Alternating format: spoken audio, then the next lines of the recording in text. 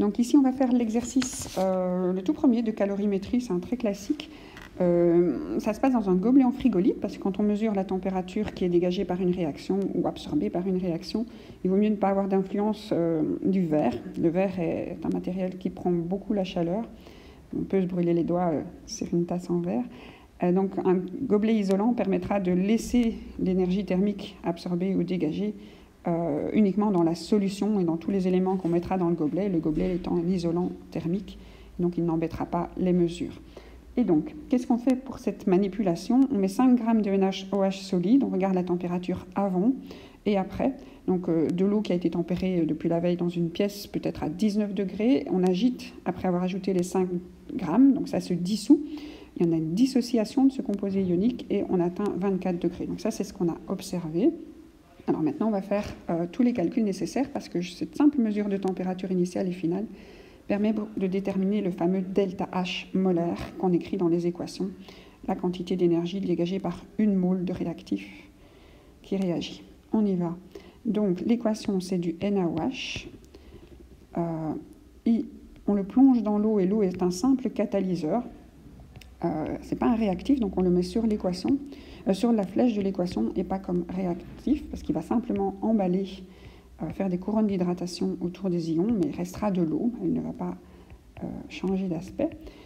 Et voilà, alors les informations qu'on a, c'est une température initiale, 19 degrés. Alors qu'est-ce qui est à cette température-là? C'est le NaOH solide et l'eau. La température finale de 24 degrés, c'est aussi l'eau et les produits, avec l'énergie qui a été dégagée. Alors on peut regarder que la variation de température finale moins température initiale, on a quelque chose qui a chauffé, ça doit être positif. Donc on est à plus 5 degrés. Donc qu'on fasse cette réaction à 19, 20, 21 degrés, ça ne changera rien. La variation de température, l'énergie thermique gagnée, ne dépend pas de la température de départ. Elle dépend juste de la réaction qui va se passer. Donc l'énergie thermique dégagée, elle s'ajoute à l'énergie thermique de départ. Ok. Alors, qu'est-ce qu'on a comme information? C'est cette variation de température. Elle va nous permettre de calculer la chaleur, puisqu'on ne sait pas mesurer des kilojoules, il n'y a pas de machine à mesurer des joules, on doit le mesurer indirectement. Donc, comment est-ce qu'on lit la variation de température au nombre de joules? On a une formule pour l'énergie thermique, la chaleur. Donc c'est la chaleur massique fois la masse fois la variation de température. Et donc on va regarder la masse qui chauffe et on va voir quelle matière chauffe. Alors ce qu'on a comme info, c'est qu'on a 2 g de NaOH, qu'on a un volume d'eau de 100 ml. Alors un volume d'eau, c'est 100 ml, c'est 100 grammes, parce que le rho de l'eau, attention que ce n'est valable que pour l'eau. Si jamais on vous donne du verre qui chauffe aussi, le rho du verre, ou si on vous donne de l'huile, on pourrait chauffer de l'huile pour faire des frites. À ce moment-là, il faut faire attention que 100 ml d'huile, ce n'est pas 100 grammes d'huile. Donc ce n'est valable que pour l'eau, cette facilité de multiplier par 1. Et donc on ne doit pas spécialement écrire la formule. C'est rare. Ok, alors on a une masse initiale, 202 grammes. Et vous connaissez la loi de Lavoisier, rien ne se perd, rien ne se crée, c'est égal à la masse finale. Donc c'est la masse qu'on aura à la fin aussi, que nos molécules soient sous forme de réactifs ou de produits, la masse est totale. La masse ne change pas. Donc la masse qui chauffe, parfois elle refroidira.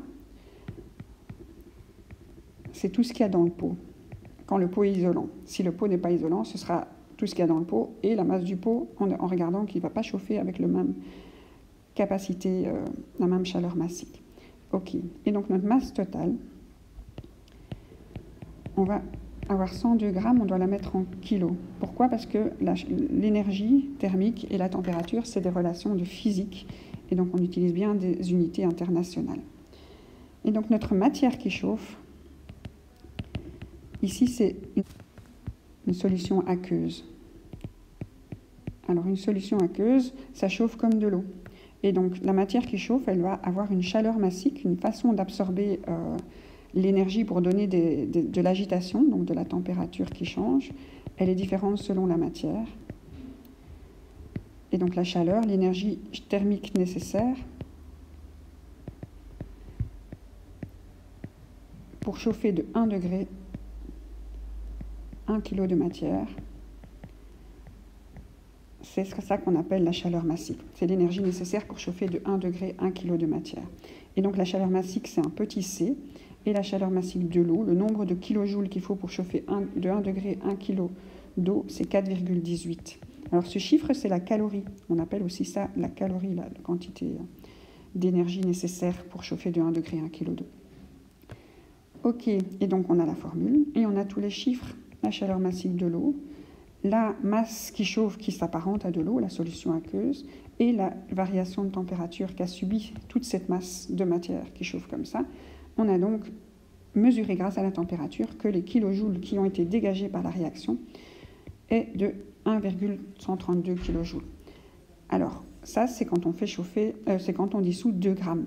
Alors, pour pouvoir trouver la quantité d'énergie qui est libérée par une mole, il va falloir... on pourrait faire une règle de 3, c'est une des techniques, mais moi, je préfère travailler, comme tous les chimistes, avec des problèmes stoichiométriques. Et donc, la masse de NaOH qui a réagi, on va regarder combien de moles ça fait. Alors, la masse molaire de NaOH, pour obtenir le nombre de moles, c'est 23 plus 16 plus 1, c'est 40 grammes par mole, c'est une masse molaire. Pour trouver le nombre de moles qu'il y avait dans ces 2 grammes, je divise la masse par la masse molaire, on ne peut pas multiplier les masses. 2 divisé par 40, j'ai donc fait réagir 0,05 moles. Alors, ça, c'est donc ce que j'ai au départ. J'ai 0,05 moles. Comme c'est une réaction de dissolution, on pourrait appeler ça un sel, mais c'est une base hydroxylée en fait, la dissolution, elle se fait jusqu'au bout. On a attendu que ça ait fini de chauffer, que ça ait fini de se dissoudre. Et donc, je peux calculer mon degré d'avancement, comment ma réaction a eu lieu, assez facilement. La variation du nombre de moles divisé par le coefficient, 0,05 divisé par 1, j'aurai un 0,05. Et donc cette information qui concerne le NaOH solide va concerner mon Na+, va concerner mon OH-. Et ce qui est intéressant dans ce chapitre, elle va aussi concerner l'énergie. Le but du jeu étant de trouver des kilojoules par mole ici. Et donc pour l'instant, ce que je sais, c'est que j'ai obtenu à la fin 2,132 kJ. Donc la chaleur que j'obtiens à la fin, donc ça c'est la chaleur obtenue, elle est positive, ça a chauffé. Et en fait, ce qui s'est passé, c'est que mes réactifs ont perdu de l'énergie, donc la variation d'enthalpie. Donc ça c'est l'énergie chimique a été perdue par réactif. Et donc, pour avoir mon delta H, l'énergie chimique qu'ont perdu mes 2 grammes, je dois faire juste le signe opposé. Donc, c'est moins 2,132 kJ. Et donc, je pourrais dire que mon NaOH ici, il a perdu moins 2. Il y avait 2,132 kJ dans mes réactifs et ils ont tout perdu. Ok, mais ça, on ne va pas l'écrire comme ça, puisque les chimistes n'aiment pas écrire des pertes. Ils préfèrent dire ce qui apparaît de l'autre côté. Donc ce moins 2,32, en fait, on le représente avec un plus 2,132 ici. Ok, alors le but du jeu, c'est de retrouver le coefficient ici devant. Alors c'est ce qu'on va mettre ici, c'est ce delta H molaire, c'est la quantité d'énergie, la variation d'énergie chimique de la réaction. Alors comment est-ce qu'on va retrouver ce nombre de kilojoules pour une mole? Eh bien, on va diviser la chaleur, donc le delta H molaire, ça va être égal au kilojoule qu'on a obtenu, et on va le diviser par le nombre de moles qui a réagi. Si on sait, comme ça, si jamais il n'y a qu'une demi-mole qui a réagi, ben je vais multiplier par 2, puisque diviser par 0,5, c'est multiplier par 2. Et si j'ai 2 moles qui ont réagi, ben pour avoir pour une mole, je vais devoir diviser par 2 les 2 moles qui ont réagi. Donc ici, j'ai 0,05. Donc j'ai en fait un vingtième. Et donc, la chaleur que j'ai observée, ce n'est qu'un vingtième de ce qu'aurait pu me donner une mole. Donc je prends mon 2,132. D'accord? Et attention que je dois changer le signe, puisque la chaleur obtenue a été retirée à mes réactifs. Et donc quand je regarde l'enthalpie, ce qui a été retiré à mes réactifs pour obtenir cette chaleur, je mets bien un moins, parce qu'on l'aura retiré. Et le 0,05, c'est la quantité qui a réagi ici. Donc ça me donne une jolie valeur de 42,64. C'est assez intéressant, c'est une réaction qui chauffe bien. Et c'est des kilojoules par mole. Et donc le delta H molaire est bien négatif. On a bien une réaction exothermique où de la chaleur est libérée et le delta H molaire est négatif. Voilà. Et donc le moins de 42,64, on pourrait l'écrire ici. C'est ce qui a été perdu par mes réactifs. Mais en chimie, on n'écrit pas des moins, on écrit des plus de l'autre côté, 42,64 kJ par mole. C'est ce que recevront mes réactifs, ce qui sera libéré à droite. Voilà. Et donc j'ai mon équation thermochimique qui est écrite avec les kilojoules à droite quand la réaction est exothermique. Voilà, et donc ici, on peut se dire que, en fait, je n'avais pas... Donc ici, on peut se dire qu'en fait... Donc ce qu'on peut se dire pour utiliser bien le tableau d'avancement, c'est qu'on n'avait pas d'énergie au départ. Donc dans la colonne qui est en dessous de l'énergie, je mets bien un 0 au départ, comme pour mes produits. Ils vont apparaître. Ici, c'est un peu trop facile avec ces coefficients de 1. Mais donc chacun de mes ions, lorsque le NaOH se dissocie, apparaît avec le même nombre de moles parce que tout le monde a un coefficient 1. Mais pour l'énergie, je vais vraiment utiliser le même tableau et dire que mon énergie va apparaître. Je mets donc bien un plus. Et j'ai 42,64 si j'avais eu une mole. Mais comme j'ai 0,05 mole, j'ai bien mes 2,132 kJ. Et donc si je voulais retrouver le degré d'avancement, je dois faire la variation